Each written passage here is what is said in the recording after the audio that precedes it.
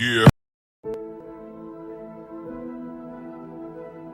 It was very important to me that the music not pay any attention to the genre of the film.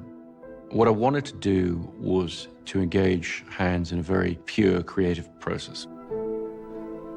I was working on a completely different movie, and Chris said to me, if he were to write one page of something, and he wouldn't tell me what the movie was about, but he'd just write one page, would I give him one day, and just whatever came to my mind, I would start writing.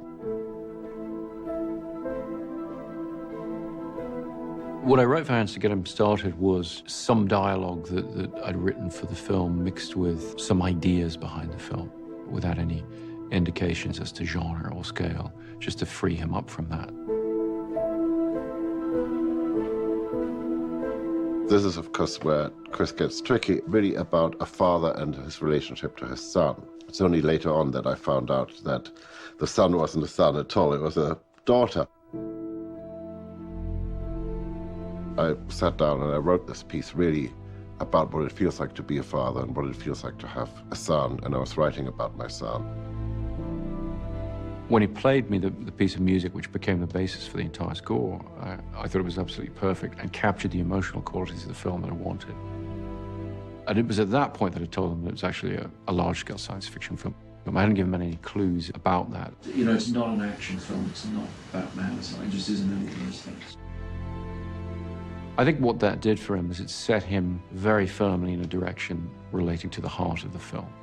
I mean, I listened to it extensively while I was finishing writing the script, and then when we were in production as well. We went to Temple Church in central London, and we set up a mobile recording system. They really wanted him to use the church organ. And I also made the case very strongly for some feeling of religiosity to it, even though the film isn't religious, but that the organ, the architecture of cathedrals and all the rest, they represent mankind's attempt to portray the mystical or the metaphysical, what's beyond us, beyond the realm of the everyday. The live, real human will always give you this extra piece of magic. And we got plenty of magic in Roger. Roger was this sort of amazing human being that happened to us. This humble man who's just an extraordinary player. He would play me the sample and said, well, what have you got? And I would give him a selection. He said, oh, that's a little too heavy, or that's a little too bright, or that's a little too harsh. Once he began to realize what the capabilities of this organ were, he began to get more adventurous, and we began to sort of create as we were going. You know, how about this, Hans? Yeah, I like that, that's good, sort of thing, but it's not what he had in mind.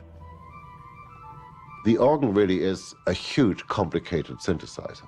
If you think about it, it's you have a pipe, and air blows through it, and that makes a sound, and it makes the sound of one pitch. And then if you want to shift color, you add another pipe to it, and you add more pipes. And so it becomes these really very, very complex harmonic structures.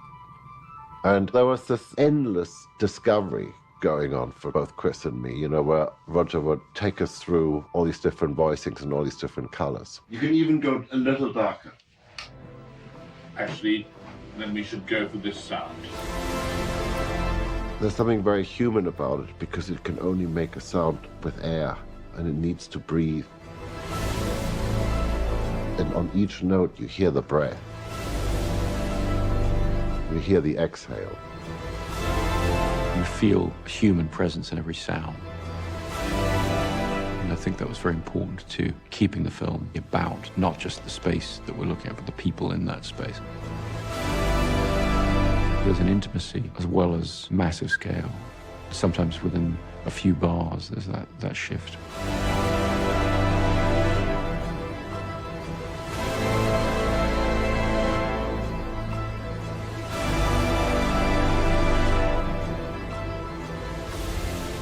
Pulling out all the stops, I now know what that expression means for real.